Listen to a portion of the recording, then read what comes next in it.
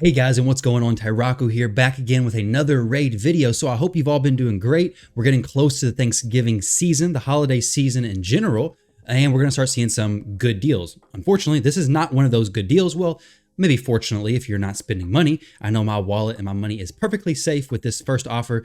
100 brews, 5 chickens for 25 bucks. These next two may be decent. I think this one's $25, $24.99 as well. So this first one though, it just cancels it all out. Not very good in my opinion. Not for me, in my account at least. Maybe for some people, maybe you could justify it, but it's a Black Friday deal. It should be a no-brainer. Excellent offer. You should buy it if you spend money. This is not quite that. Now, with Thanksgiving coming up, let me know if any of you have big plans for the Thanksgiving, the holiday season. I know next week, my wife and our boys, we're gonna be gone Thursday, Friday, and Saturday, going to different Thanksgiving dinners. So to say I'm gonna be stuffed from food is gonna be an understatement for sure. However, it's gonna be good because used to we would do like those 2 or 3 Thanksgiving dinners all on the same day because we have some split families and things like that. So I guess this may be a better option going over the course of 3 days versus all jam-packed into one day where it's kind of difficult to move young kids around from point A to point B, get naps in. It just becomes a headache, right? So 3 days, we're gonna see how this adventure goes. It's all super close, all within like a 20-minute drive. So it should be interesting. But today, I wanna talk about the Skinwalkers and some champions who I think are underrated, okay? Now, these champions are all gonna be good for Faction Wars. Skinwalkers is a faction that's honestly pretty difficult for Faction Wars with the addition of like Hoferes and champions like this.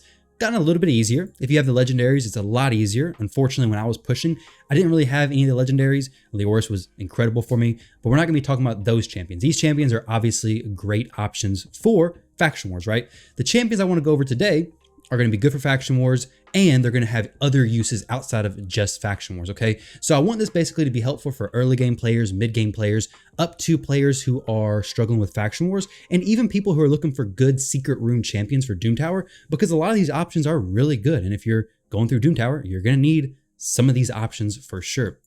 Now, when we're going through these 5 different champions, if any of these champions you want to see me do like a more in-depth guide for, I can definitely do that. Just leave down below who you want me to do the guide for, and I'll definitely break that down. But first off, let's start off with an uncommon champion. Obviously, uncommon champions, super easy to get. Get him from Durham Forest, get him from summoning from mystery shards, get him from the market. Super easy champion to get. This champion's actually incredible though for Faction Wars and very good for dungeons. Anybody who you can decrease their speed or decrease their turn meter, he's a very solid option. So his A1 ability attacks one enemy, has a 25% chance of placing a 15% decreased speed for 2 turns. It's a lesser version of decreased speed, but still very good. Very easy champion to book. Book him up. You're gonna get a higher chance to place that decreased speed, but his A2 is really where he shines. And this is what I really like about him, okay? Fire Knight.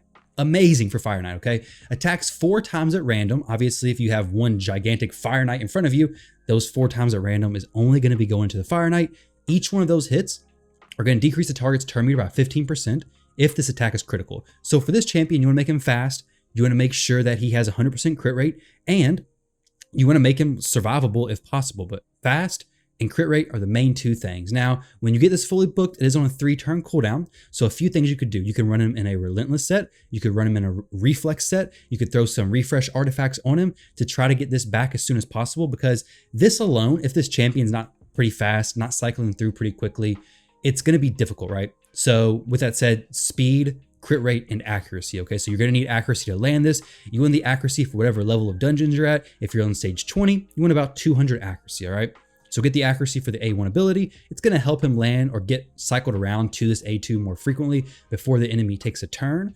But if you can get him the right speed, Relentless, Reflex, or Refreshing, you can definitely keep the enemy at bay for a long time, even if he's your only turn meter reduction champion. Though it is a little more difficult if he's your only one, you may want to bring some others, but a very solid option, especially since he's an uncommon champion. Super easy to get, super easy to book out, ascend, not a very difficult champion at all to invest into.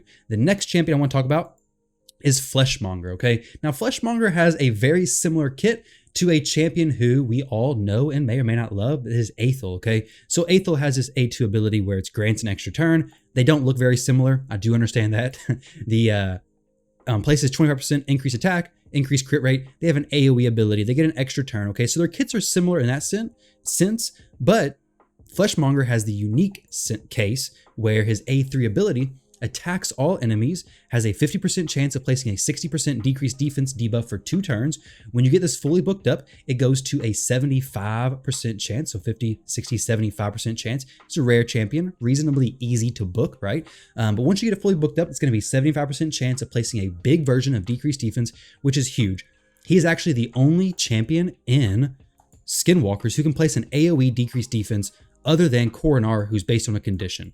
If anybody else can place an AoE decreased defense, let me know. I may have overlooked them, but as far as I'm aware, he's the only champion who can do that, especially one as easy to get as him, right? So AoE decreased defense, it's going to help you go through the waves of the Doom Tower. No, what am I talking about? Faction Wars. It's going to help you go through Faction Wars. It's going to help you go through those rare attack champion secret rooms. If you need that, the rare champion secret rooms, he's going to help you out with the Doom Tower. He's going to help you out with Faction Wars. And if you need the decreased defense for dungeons, he's going to work there as well. 3 hits on his A1 makes him viable for Fire Knight. You can also gear him with a little less crit rate because he gives himself an extra 15% crit rate, which is essentially going to stay up all the time. Pretty easy to book. Does require a decent amount, I would say. So 2 there.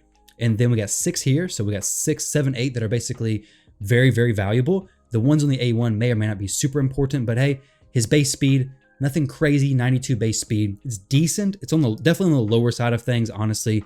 Actually a pretty slower champion, to be honest, okay? So definitely keep that in mind when you go to build him. But for Faction Wars, a very solid option with that decreased defense, helping you get those waves a little bit quicker.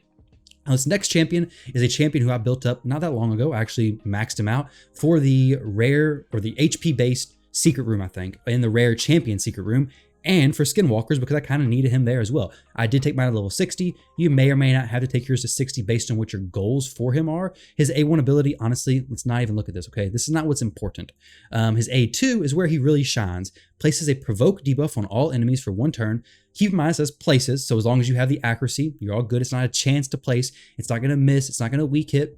It's just going to place it as long as you have the accuracy and they don't have block debuffs or anything like that. And places a 30% increased defense buff on this champion. So you're placing the provoke, the enemies are going to be attacking you, and you're placing increased defense on yourself to kind of mitigate some of that damage. So very, very solid A2 ability, only needs 1 book. Takes this from a 4-turn cooldown down to a 3-turn cooldown. So if you haven't gone fast enough, if you have enough turn meter control on your team, you're going to be able to keep Gnarlhorn applying the provoke pretty often to the enemy, right? Just keep those turn meter control champions on your team, make him fast, and you're going to be good to go. Refresh, reflex, relentless, all of that helps him cycle through this if you aren't able to get super high enough speeds to keep him applying that provoke consistently to the enemy. A3 ability places an unkillable buff on this champion for 2 turns, books down to a 3-turn cooldown, obviously synergizes amazing with his A2, where he's having the enemies attack him, right? Now his passive is increases allies' defense in dungeons by 27%. Very solid passive, especially if you're just going through progressional content. Very, very good. I mean, that extra defense is going to help you survive significantly, right? 27% defense in dungeons, very good, especially for a rare champion like this, all right? Now, next champion I want to talk about is a champion who's actually pretty near and dear to me, and that is Steel Skull. So Steel Skull was actually one of the champions who I first used when I was building my Minotaur team that could go through there in 3-man Minotaur, okay? This was probably like 2 years ago on my very first account. I had Steel Skull, Kale, I think I had Miscreated Monster. My gear wasn't very good back then. The team should easily be able to do it now, but Steel Skull was so good with his A2 ability that removes all debuffs from targets, heals them by 40%, and his A3 that places increased defense on all allies for 2 turns, and then heals them by 20% of their max HP. So I was getting the cleanse plus the heal from the cleanse, plus a heal on his A3, and the increased defense. I had him booked fully on this A3 and the A2 ability. This A1, I wasn't too worried about it. It is nice if you can get it fully booked, and it does allow him to kind of function in the clan boss, but to be honest, this ability booked up fully is what, a 35% chance of placing poisons on the 2 hits. It's not amazing, all right? It's going to place poisons. He's going to do them decent, but it's really not something you can rely on, okay? So his A2 and his A3 are really where he stands out, really where he shines. With the recent addition to some more support champions, specifically in Skinwalkers with Hofrees, Steel Skull may have dropped back a little bit in the value he has, but he's still an amazing champion. Still a champion I think I have in my Skinwalkers team right now for Faction Wars, which it's not open, so I can't check, but still a very, very solid option for a champion who may be worth investing in for most people especially if you need a good support champion. Base speed, much better than that of Monger, who is lacking at the 92 that we mentioned before, okay? Steel Skull at 111, he's a pretty quick boy. Pretty fast for sure. Now, the next champion is one that you may or may not have even checked out before, Ursine Ironhide, okay? So this champion was part of the Battle Pass, the long forgotten Battle Pass, which is actually not forgotten at all. When are you bringing back the Battle Pass, Plarium?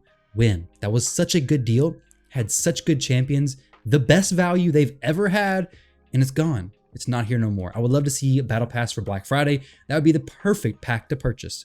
But Ursine Ironhide is a very, very good champion. His A1 ability attacks one enemy, 35% chance of increasing the cooldown of one of the target skills by 1 turn at random, okay? So it's a little bit inconsistent, but still, it's going to be something happening from his A1 ability. Book it up, 35, 40, 50% chance, I do believe that's what it says, okay? Quick maths there. His A2 ability is attacks one enemy 2 times. Each hit has a 75% chance of decreasing the target's turn meter by 5%, decreases the turn meter by 10% instead if the target is under decrease attack debuff. And his A3 places that decrease attack debuff by attacking all enemies, 75% chance of placing a 50% decrease attack debuff for 2 turns, books up to a 100% chance 4-turn cooldown when fully booked. So a very solid ability to have when you're going through faction wars. Keep some of that damage off of you. And just looking at that part of his kit, he's very solid champion. But then when you look at his passive, which does need to be fully booked to get the full value of it, each hit has a 50% chance of decreasing the target's turn meter by 7.5%. Each hit also has a 50% chance of putting one of the target's skills on cooldown if the target is under a decreased crit rate debuff, which the white bear does have a decreased crit rate, but we're not really worried about the white bear. The black bear, Ursine Ironhide, this is the star of the show, okay? If you have somebody who can do decreased crit rate, great. If it just naturally flows into the team, perfect. You're gonna get extra benefit. But either way, you're gonna get that 50% chance. When fully booked, it's gonna be a 100% chance of decreasing target's turn meter by 7.5%. And with this ability combined with all this other stuff, he's going to be a very good turn meter control champion, very good control champion in general, decreased attack, almost a must-have for your faction wars. This was honestly one of the champions who was crucial in helping me finish stage 21 of faction wars. And if you're a newer player going through the game, this dude's actually really solid for progressional content, for dungeons, for anything else you're working for. Doom Tower, anything like that, a very, very solid champion, definitely worth investing in. Obviously, Clan Boss, not really gonna be viable. Can't decrease turn meter of the Clan Boss, but you can do decrease attack if you really, really need that. 4-turn cooldown though, it's not worth it because it would never stay up, okay? So don't use him in the Clan Boss, but everywhere else, he's a very, very good champion. All right, guys, so in summary, these are the 5 champions I went over. Satyr, Fleshmonger, Gnarlhorn, Ursine, and Steel Skull are all 5 underrated Skinwalker champions who I think are amazing and absolutely crucial, at least when it comes to faction wars. They're going to be a huge part of your team, and even outside of faction wars, they can have quite a bit of viability. All right, guys, so like I said in the beginning of the video, let me know if any of those champions you would like for me to go over, make a more in-depth guide for. I'd definitely be more than happy to do that, but let me know down below in the comment section. Thank you all very much for watching the video. I hope you enjoyed, and I'll catch you in the next one.